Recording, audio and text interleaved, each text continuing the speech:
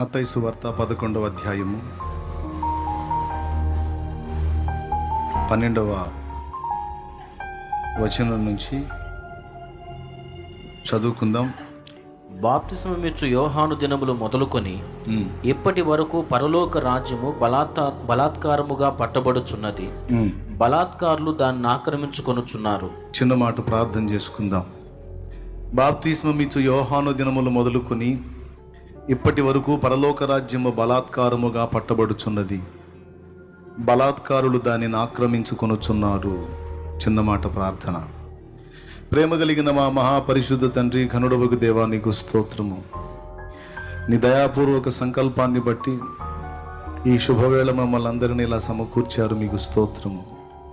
గత 3 దినాలుగా నీ పాదాల చెంతనే కూర్చుండి ఉపవసించి ప్రార్థిస్తున్న బిడ్డలు అనేకులు ఉన్నారు. ఈ శ్రమలో, సమస్యలో, బాధలో, వేదనలో, ఇరుకులో, ఇబ్బందిలో నలిగిపోతూ ఇక్కడికి వచ్చారు.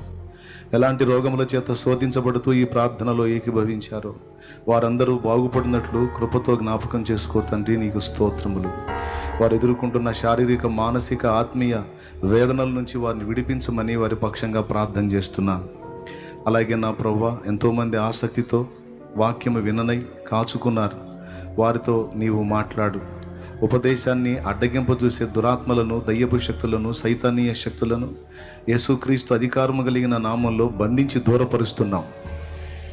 నీ కృపా కాపుదల ప్రసాదించు. నీ బలహీన దాసుడు, అయోగ్య దాసు నీ రక్తముతో కడిగి శుద్ధి చేసి నీ బలమిచ్చి, నీ శక్తినిచ్చి నీ బిడ్డలందరినీ దర్శించి నాతో, వారితో మాట్లాడుమని యేసు ప్రశస్త నామమున ప్రార్థించి స్తుతించి వేడుచున్నాము తండ్రి. ఆమేన్, ఆమేన్.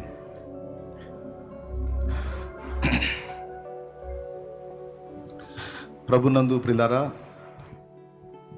గడిచినటువంటి 4 కూటాల్లో 4 సందేశాలను దేవుడు మనకు అందించాడు. ఇది చివరి కూటమి. ఈరోజు దేవుడు మనతో ఏం మాట్లాడనై ఉన్నాడో దయచేసి సావధాన చిత్తులై వినటానికి మనసు పెట్టండి. ఇక ఈ కూటమితో మీరు తిరిగి మీ గృహాలకు, మీ ప్రాంతాలకు వెళ్ళిపోతారు. మళ్ళీ మనం ఎప్పుడు కలుసుకుంటాం? మళ్ళీ ఆరాధన టైంలో మళ్ళీ కలుసుకుంటాం. కనుక దయచేసి ఈ మాటలు శ్రద్ధగా వినండి. ఇంకా వచ్చేవాళ్ళు ఇక ఇక్కడ లోపలైతే ఖాళీలు లేవు, ఎక్కడో చూసుకొని ఎక్కడ ఖాళీ ఉంటే అక్కడ కూర్చోండి. ఈ కాసేపు మనం చదువుకున్న ఈ వాక్య భాగంలో బాప్తిస్మమిచ్చు యోహాను కాలం మొదలుకొని పరలోక రాజ్యము బలాత్కారముగా పట్టబడుచున్నది. బలాత్కారులు దాన్ని ఆక్రమించుకొనుచున్నారని సాక్షాత్తు యేసు ప్రభువే చెప్పాడు. పరలోక రాజ్యం దేవుని రాజ్యం కదా. దేవుని రాజ్యాన్ని బలాత్కారంగా పట్టుకునే దమ్మెవడుకుంది? పరలోక రాజ్యంలో ఎవరి ప్రభుత్వం నడుస్తుంది? దేవుని ప్రభుత్వం నడుస్తుంది. దేవుని రాజ్యాన్ని, పరలోక రాజ్యాన్ని బలాత్కారులు ఆక్రమించుకోవటం ఏంటి? స్వాధీనపరచుకోవటం ఏమిటి? దేవునికి మించిన బలవంతుడు ఎవరున్నారు? దేవుడికి మించిన బలవంతులు ఎవరన్నా ఉన్నారా? ఆ బలవంతుడైన దేవుని రాజ్యాన్ని బలాత్కారులు ఆక్రమించుకోవటం ఏమిటి? బలాత్కారులు పట్టుకోవటం ఏమిటి అన్నది ప్రశ్న. దేవుని రాజ్యాన్ని ఆక్రమించుకునే దమ్ము ఏ సైతానుకి, ఏ దయ్యానికి లేదు. మరి యేసు ప్రభు ఆ మాట ఎందుకన్నాడు? పరలోక రాజ్యము అంటే దేవుడే రాజుగా, దేవుడే ప్రభుత్వం చేసేటువంటి రాజ్యం. ఆ రాజ్యాన్ని బలాత్కారులు ఆక్రమించుకుంటున్నారు, బలాత్కారుల చేత అది పట్టబడుచున్నది అంటే అర్థం ఏమిటంటే, పరలోక రాజ్యములో ఒకడు ప్రవేశించాలి అంటే అతడు బలాత్కారుడై ఉండాలి అని చెప్పకనే చెప్తున్నాడు. అంతేగాని బలాత్కారులు దేవుడి రాజ్యాన్ని లాగేసుకోవటం కాదు. దేవుడి రాజ్యంలోకి పోతానంటున్నావు, నువ్వు మా రాజ్య పౌరుడివి. నువ్వు స్నేహం చేసినటువంటి ఆ అంధకార శక్తులే, ఆ దురాత్మలే, ఆ పాతాళలోక శక్తులే నిన్ను అడ్డగిస్తాయి. ఎలా అడ్డగిస్తాయి అని అడుగు. అవి ఎలా ఉన్నాయో నీకు తెలియదు. అవి ఉన్నదున్నట్టు నీకు కనబడవు కూడా, కానీ నిన్ను అడ్డగిస్తాయి. ఎలా అడ్డగిస్తాయి అంటే రకరకాల పరిశోధనలను నీ ముందుకు తెచ్చి నిన్ను అడ్డగిస్తాయి. మొట్టమొదట వ్యక్తుల రూపంలోనే అవి పనిచేస్తాయి. నువ్వు యేసు ప్రభు చర్చికి ఒకసారి వెళ్ళొస్తాను అంటే సరే పోయిరా అంటారు. నేను అక్కడికి వెళ్ళాను, అక్కడ సత్యం తెలుసుకున్నాను, నేను పాపినని గ్రహించాను, నేను మారు మనసు పొంది పాప క్షమాపణ నిమిత్తం, అంటే నా పాపాలన్నీ కడుక్కునే నిమిత్తం నేను బాప్తీసం తీసుకోవాలనుకుంటున్నాను అని చెప్పు. నువ్వు నీ సొంత కుటుంబ సభ్యులే నీకు రివర్స్ అయిపోతారు. మాంసం తింటున్నామని ఎముకలు మెడలో వేసుకుంటావా? మాంసం తింటున్నామని ఎముకలు మెడలో వేసుకుంటావా? ఏదో చర్చికి పోతాను, ఏదో మంచి జరిగిద్దంటే పోనిచ్చాను, కానీ నువ్వేంటి ఏదో పిచ్చి పిచ్చి వేషాలు వేస్తున్నావు, ఏదో బాప్తిస్మాలు గీప్తిస్మాలు అంటున్నావు, ఏదో ముఖం పగిలిపోద్ది కూర్చో అంటాడు ఓ భర్త. అలాగే ఒక భార్య కూడా, ఏమండోయ్ చర్చి కంటే ఏదో పొమ్మంటే పోతానంటే పో అన్నాను, కానీ నువ్వు బాప్తిస్మాలు అది గట్రా అంటే నేను మా పుట్టింటికి వెళ్ళిపోతా, సమస్య లేదని రివర్స్ అయిపోతారు. కొంతమంది వ్యక్తుల ద్వారా మనం అడ్డగించబడతాం, కొంతమంది వ్యక్తుల ద్వారా మనం శోధించబడతాం. ఎప్పుడైతే మనం యేసు ప్రభు దగ్గరికి వెళ్తున్నామని తెలుసుకుంటారో ఈ దురాత్మలు కుటుంబ సభ్యుల్ని రేపుతాయి. కుటుంబ సభ్యుల్ని బెదిరించి వాళ్ళకి లొంగకుండా వాళ్ళని గద్దించి నువ్వు వస్తుంటే కులస్తులను లేపుతాయి. కులస్తుల్ని వాళ్ళు వస్తారు ముందు, కులస్తుల్లో ఫ్రెండ్స్ వస్తారు. ఫ్రెండ్స్ మనమేంటి, మన క్యాస్ట్ ఏంటి, మనం అంతా, మనం ఎంత, ఆ చర్చికి ఏ కులాలు వెళ్తారు, నువ్వేంది ఆ కులం దగ్గర పోయి కూర్చుంటున్నావు, వాళ్ళ కాళ్ళ దగ్గర నువ్వు కూర్చునేది ఏంది, ఏదో యేసుప్రభు ఏదన్నా సాయం చేశాడంటే పోయి గౌరవనీయంగా ఆ పెట్టులో అంత సందా చేసి రావాలి, కానీ ఏందిరా నువ్వు చేస్తున్న పని అని ఫ్రెండ్స్ రూపంలో అడ్డగిస్తాయి. మామూలుగా లోపడకపోతే వీళ్ళు వెళ్ళి కులపోళ్ళని తీసుకొస్తే ఆ కులస్తులందరూ కలిసి, బాయ్ నువ్వు యేసు ప్రభు ఇది అంటే మేము ఊరుకోము బాయ్, ఇప్పటిదాకా అన్ని విషయాల్లో కులం తరపు నుంచి నీకు కూడా వాటా కల్పించాం, ఇక అన్నిటిలోంచి నిన్ను తొలగిస్తాం, నీ కుటుంబాన్ని తొలగిస్తాం, ఇక నీ పెళ్ళికి రావు, నీ పెటాకులకు రావు, నీ పిల్లల పెళ్ళికి రావు, నువ్వు సస్తే రావు, నువ్వు బతికితే రావు అని చెప్పి కౌన్సిలింగ్లు మొదలు పెడతారు. ఇక్కడ కూర్చున్న వాళ్ళల్లో గతంలో చాలామంది వీటిని ఎదుర్కొని ఉన్నారు. నేను అలా ఎదుర్కొన్నాను అన్నోళ్ళు చేతులు ఎత్తండి. నా ఫ్యామిలీ కూడా ఎదుర్కొంది. మీలో చాలామంది చేతులు ఎత్తారట, కదిలించండి. అంటే ఇంతమంది ఈ శోధనలను ఎదుర్కొన్నారు. ఇప్పుడు ఏం చేయాలి? కొంతమంది కులం కాదు కానీ మతం. మీరు కానీ యేసు ప్రభులోకి పోయారంటే మీ పెళ్ళిళ్ళకి రాం. మీరు కానీ యేసు ప్రభులోకి పోయారంటే మీరు చస్తే రాం. మీరు చస్తే మా శవపేటికి ఇవ్వం, మా ఖబరస్థాన్లో అంటే శ్మశానంలో నీకు చోటు ఇయ్యం. చచ్చిపోయినప్పుడు మోసుకెళ్తారే మంచం, ఎవరు చచ్చిపోయినా ఆ మంచంలోనే మోసుకొని పోతారు. ఆ మంచాన్ని కూడా నీకు ఇయ్యం, జాగ్రత్త. ఆ మంచం నీకు కావాలంటే ఏది సచ్చాక ఆ మంచంలో నువ్వు తీసుకెళ్ళబడాలంటే, మా ఖబరస్థాన్లో నీకు స్థలం కావాలంటే నువ్వు మా మతాన్ని వదిలిపెట్టి ఇంకో దానిలోకి వెళ్ళకూడదు అని కులస్తులు, మతస్థులు, కుటుంబస్తులు అడ్డగిస్తారు. ఇప్పుడు ఏం చేయాలి? కులానికి భయపడాలా, మతానికి భయపడాలా, కుటుంబానికి భయపడాలా? ఉద్యోగం చేసే ప్రదేశాల్లో పై అధికారులు బెదిరిస్తారు.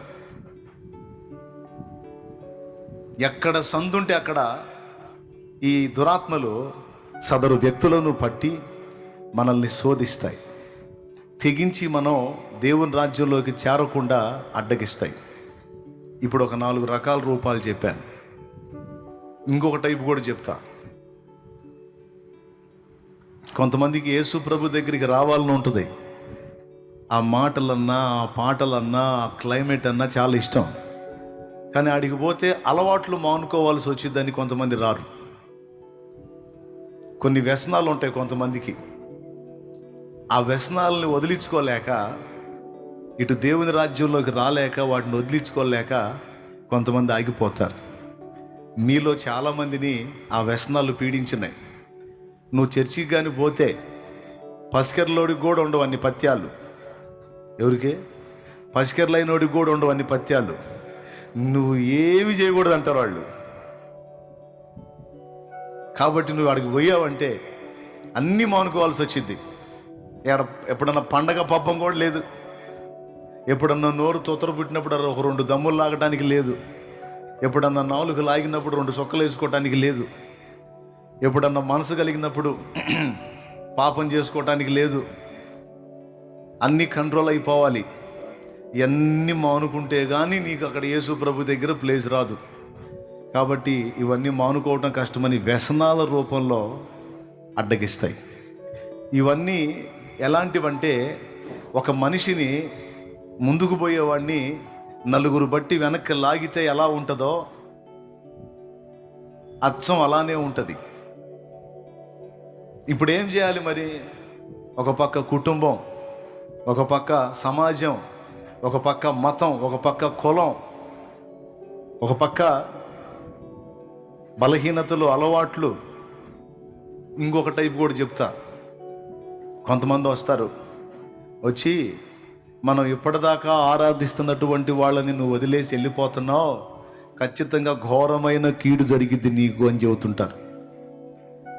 ఎందుకంటే నువ్వు వేరే పార్టీలోకి చేరుతున్నావు కనుక ఇప్పటిదాకా నువ్వు ఉన్న పార్టీ నీ మీద తిరుగుబాటు చేసిద్ది, మనం ఆరాధించే వాళ్ళు నీకు ఏదన్నా కీడు చేస్తారు, నీకు మునిగిద్ది కొంప అని భయపెడతారు. ఇదొక లాగుడు. ఇవన్నీ వెనక లాగుళ్ళు అన్నమాట. మనం దేవుని రాజ్యంలోనికి ఎంటర్ అవ్వాలంటే, దేవుని రాజ్యానికి ఎంటర్ అవ్వాలంటే ఇవన్నీ వెనకలాగుళ్ళు. కొంతమందికి ప్రిస్టేజ్ ఫీలింగ్, కొంతమందికి ప్రిస్టేజ్. చర్చిలోకి వెళ్ళి భక్తి పేరుతో కూర్చొని దేవుణ్ణి ఆరాధించి మోకాళ్ళేసి ప్రార్థన చేసి బైబిల్ చేతిలో పట్టుకొని ఆధ్యాత్మిక వాతావరణంలో తిరగటం అనేది కొంతమందికి సిగ్గు. వాళ్ళు ఏమనుకుంటారో, వీళ్ళు ఏమనుకుంటారో, ఇదొక లాగుడు. ఇప్పుడు 4-5 రకాలు చెప్పా, లేదా 5-6 రకాలు చెప్పా. ఇవన్నీ వెనక లాగుళ్ళు అన్నమాట. ఇంకా కొన్ని ఉంటాయి కొంతమందికి. లింకులు, 2 కుంపట్లు, అక్రమ సంబంధాలు, ఇదొక టైపు. ఇది వరుసలో 7వది అన్నమాట. అక్రమ సంబంధాలు, కొంచెం శారీరక వ్యామోహాలు కొంతమందికి ఉంటాయి. నేను చర్చికి పోవాలనుకుంటున్నాను అమ్మాయి అంటే, మరి నన్నేం చేస్తావు అబ్బాయి అంటది. నువ్వు చర్చికి పోయి భక్తుడు అయిపోతే నువ్వు నీ భార్యతోనే ఉంటే మరి నా గతి ఏంది?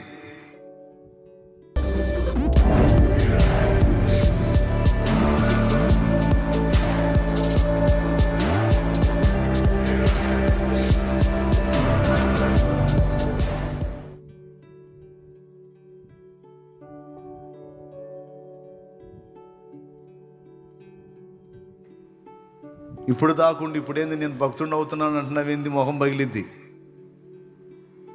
అని తగిలించుకుంటారు కదా లింకులు. ఒక్కొక్కడికి తెలియదు, కదిలిచ్చేటప్పుడు భలే హాయిగా ఆనందంగా ఉంటుంది. ఆ లింకు మెడకు పడ్డా కానీ గిలగిలగిలగిలగిలగిల తన్నుకుంటాడు అనమాట. అట్లా తన్నుకుంటున్న వాళ్ళు ఇప్పుడు ఉన్నారులే, చాలామంది ఉన్నారులే. వచ్చి మొత్తుకుంటా ఉంటారు నా దగ్గర. ఏం చేద్దాం, తగిలించుకున్నావుగా సాగు నాయన అని చెబుతాను. నేను ఏం చేస్తాను మరి? దేవునికి స్తోత్రం చెప్పండి గట్టిగా, హల్లెలూయా. అది కాస్త ఉల్లాసంగా చెప్పండి. అది మన సౌండు కదా. ఇవన్నీ లింకులు అన్నమాట. ఇవన్నీ ఎలాంటివంటే, ఒక మనిషి ముందుకెళ్తుంటే కాళ్ళు, చేతులు, తలకాయ మొత్తం జుట్టు పట్టుకొని వెనక్కి లాగుతుంటే వీటన్నిటినీ బలాత్కారంగా వదిలించుకొని బలవంతంగా ప్రవేశించేదే పరలోక రాజ్యం.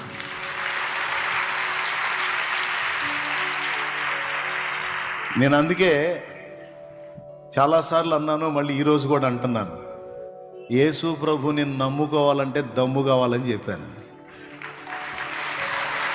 యేసు ప్రభుని నమ్ముకోవాలంటే దమ్ము కావాలి. మొత్తానికి అడ్డం తిరిగే దమ్ము కావాలి, బలహీనతలను ఎదిరించే దమ్ము కావాలి, కులాన్ని శాసించే దమ్ము కావాలి, మతాన్ని శాసించే దమ్ము కావాలి, కుటుంబాన్ని ధిక్కరించే దమ్ము కావాలి, స్నేహితులను వదిలేసుకునే దమ్ము కావాలి, ప్రిస్టేజీ వదిలేసుకునే దమ్ము కావాలి, అక్రమ సంబంధాలు తగిలించుకున్న లింకులు వదిలించుకునే దమ్ము.